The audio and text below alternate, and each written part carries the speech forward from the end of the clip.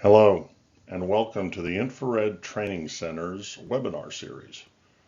Today's topic, Thermographer Management, managing and developing your thermographers.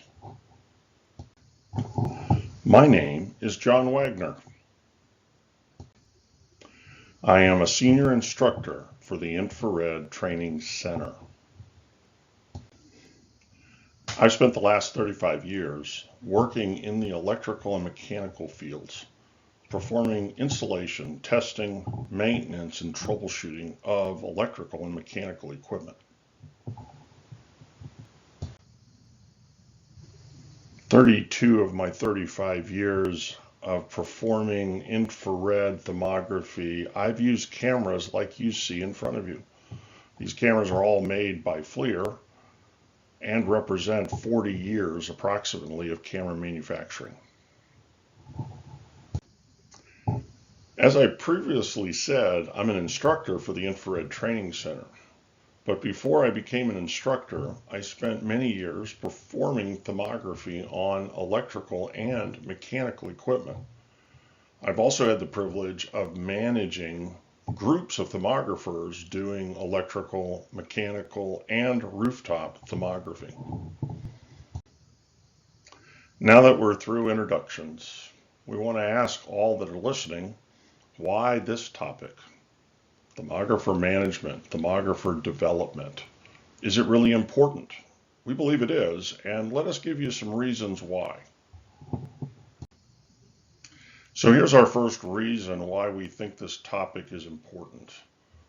Infrared thermography is recognized more and more in its ability to identify heat issues in multiple applications.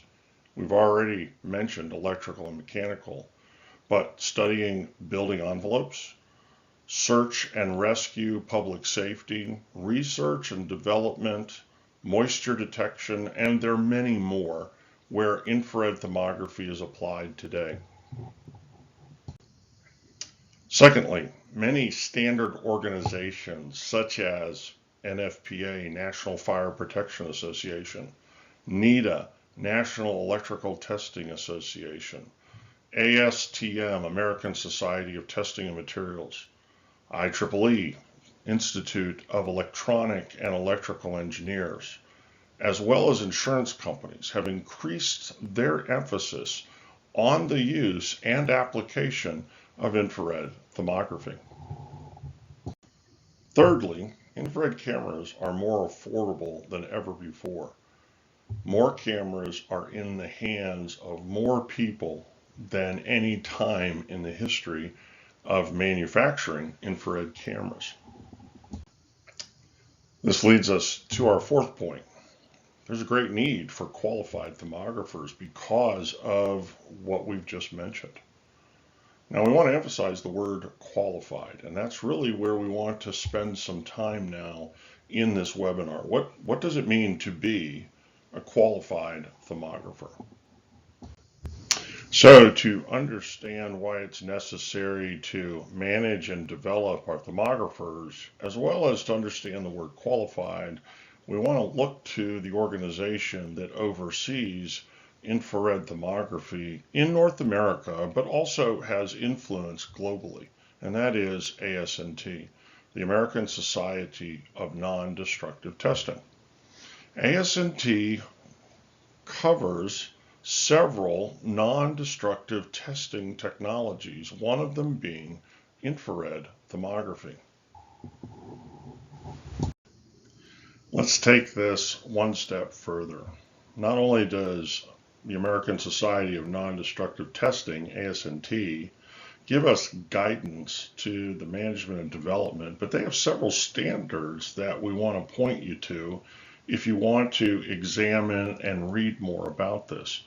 We have them at the bottom of this screen. On the far left, SNT TC1A, latest edition is 2020, and then you'll notice in the middle CP105, and then finally on the right there's CP189. Now these standards were developed to talk about how we manage and develop our thermographers. Now, mind you, AS&T doesn't use manage and develop, but talk about certification, they talk about qualifications. And that's what we want to address for a few minutes here in this webinar. So there are 4 things that AS&T recommends, really requires, for the qualification of an infrared thermographer. 4 things: training, experience, knowledge, and finally, skill. Now, 4 things that make up the qualification of an infrared thermographer. But we only have time really here to introduce you to 2 of them, training and experience. So let's first look at training. And the very first thing that we want to address is get your thermographers certified. Levels 1, 2, or 3. Now, some disciplines have a level 4, but in thermography, there's level 1, level 2, or level 3 certification. But we want to emphasize, one of the things that AS&T emphasizes is getting your thermographers certified. As a matter of fact, AS&T goes on to use the word shall be certified. Shall being that very strong language that makes it, in their eyes, mandatory. So according to AS&T, certification is a requirement of being qualified. As a result of this, many industries, for instance, the electric utility industry or say the insurance industry, require certification credentials in their standards or requests for thermographer work. AS&T also describes what certification training should look like or what it necessitates. First off, what prerequisites are required to go to level 1, level 2, level 3. Now, we're not going to get into all of those prerequisites. Obviously, at level 1, there's a very minimum requirement or prerequisite to attend training. But as you go to level 2 and level 3, there are certain prerequisites that need to be met. AS&T also has hours of training requirements for certification. Another part of certification training in thermography is practical training, hands-on time with the infrared camera, but also time to learn how to interpret images taken by the camera.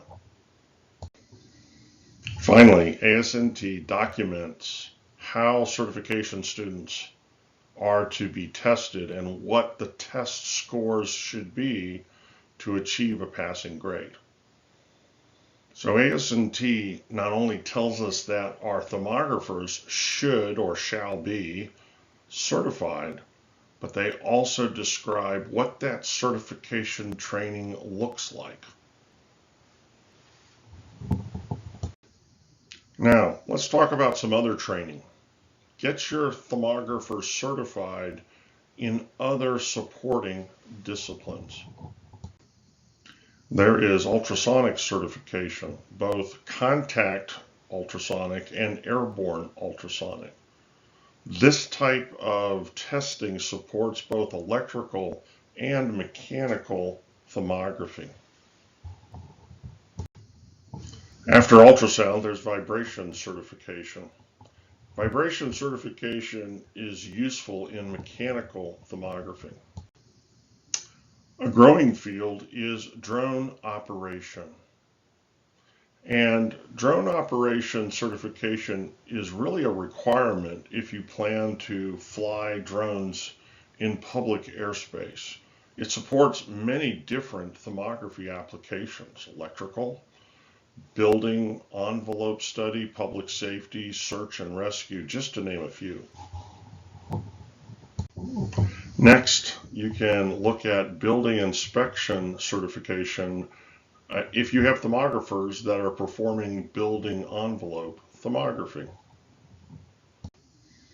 Finally, there's safety certification. Now this is very broad, based upon the safety hazards your thermographers are exposed to. So it could be electrical safety training, it could be chemical, it could be enclosed spaces, it could be working at height, or whatever it may be. You want to make sure that your thermographers have proper safety training and certification. Now this concludes a brief list of other training that your thermographers can pursue to help support them in their thermography work.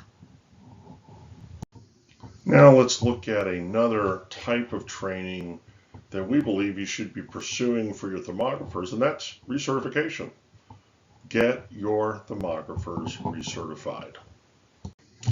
So thermography certification is not for life, whether it's a level 1, level 2, or level 3.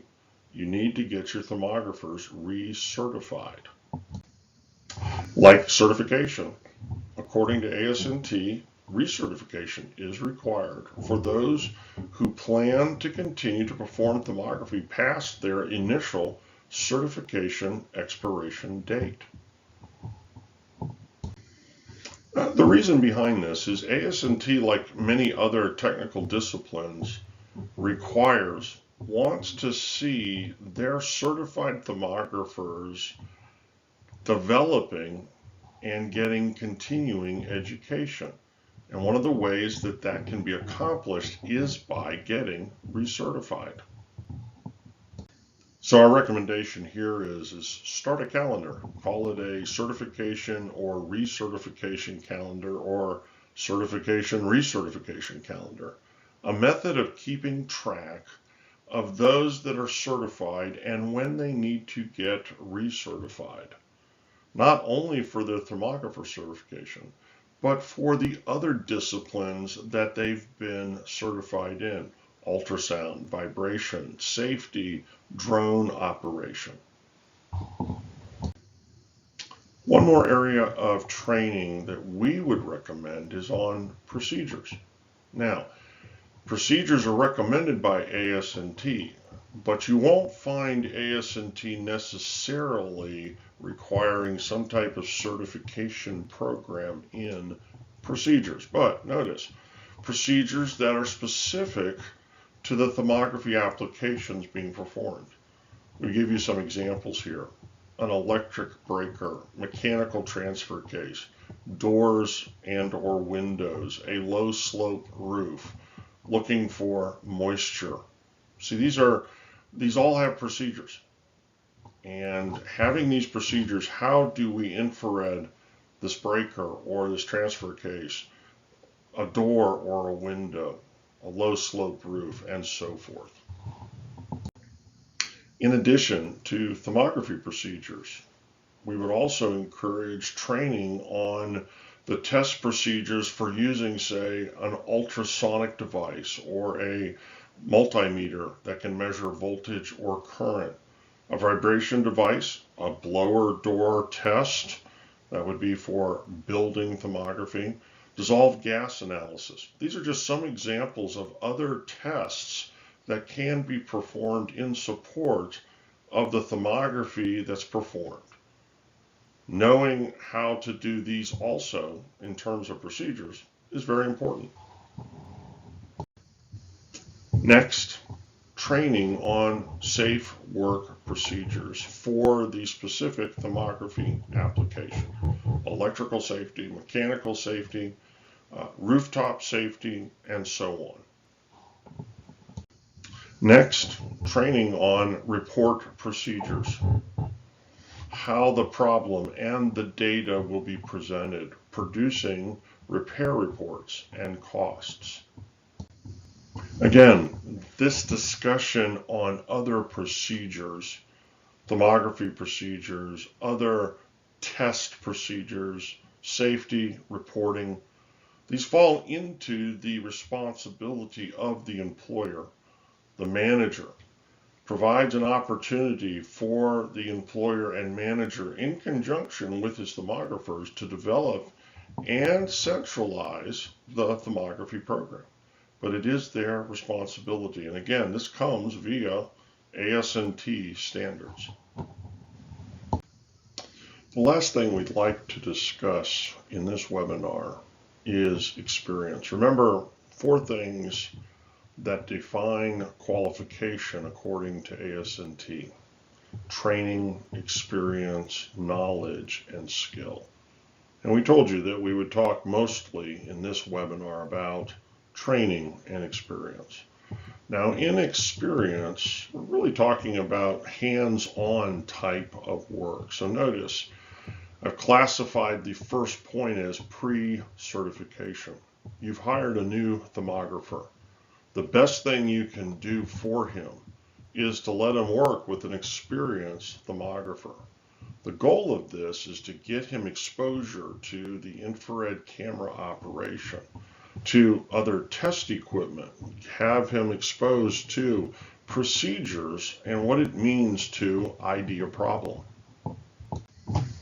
The next thing you want to do, and we've already discussed it, is get him certified. Get that thermographer certified. That's more time with the camera and with the sciences. That adds to his experience. So now you have a new employee. He's had a little bit of experience in the field. He's gone to class and has achieved his thermography certification. What do you do now? Well, post-certification, you want to put him to work with an experienced certified thermographer. We believe at least 6 to 12 months, maybe longer. Lots of great opportunity to train and to apply what he's learned in class. Finally, there should be some type of regular review by management of your new thermographers, your newly certified thermographers. Notice some things that we believe needs to be reviewed. Imagery technique. Is he taking good focused images? Is he close enough to the target? Are there any mistakes with his temperature measurement? And so on. Is he acquiring or gathering supporting data properly? Is he IDing problems correctly? And then finally, what do his reports look like if he has a responsibility for report generation? This concludes our time together today and our discussion on thermographer management and development. Thank you for joining us. And for further information on AS&T, certification training, the development of procedures, and so on, please contact us. Thank you again. Goodbye.